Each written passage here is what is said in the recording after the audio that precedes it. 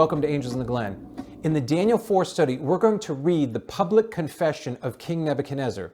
See, it's about the king's conversion story of how he came to recognize the God of the Most High. See, the king learns that his position of authority and power and fame is not coming from his own might, but it comes from the sovereignty of God.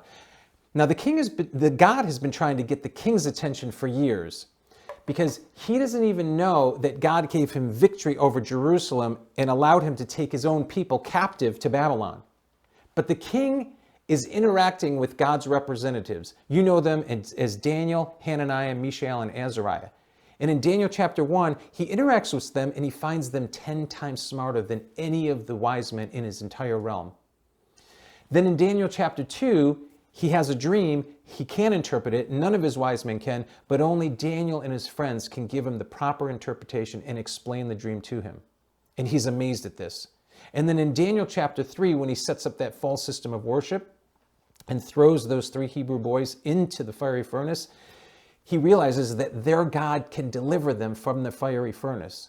Now, while all this impressed the king, he still didn't quite understand the God of the Most High. And he hadn't fully surrendered his heart to the Most High, because the king is still looking to himself as a source of strength. And it's when he lifts himself up in pride in this chapter that God judges him. All right, in Daniel chapter 4, God gives King Nebuchadnezzar another dream, and this dream is about a tree that grows great and strong, and it reached the height of the sky.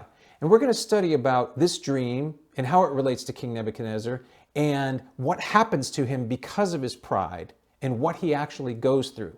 And it's not just the story of the king's downfall and his conversion and what happens. It's a story for the living. There's the most important point that the living must know, and it's found in this particular chapter. You can watch the entire video at the link below. Go to angelsintheglen.org. That's angelsintheglen.org. This is not just one study, but it's a series of studies to prepare you for end-time events, because God wants his people to know the events that must take place before Christ returns. We want you to understand Daniel chapter 1 and all of the book of Daniel, but also the first angel's message, the second angel's message, the third angel's message, which is the sternest warning in the Bible about the mark of the beast, because the mark of the beast is about to engulf the entire world. Now, it's not a time to fear. It's a time to be ready, because God wants his people ready and armed with the truth. I hope you'll join us.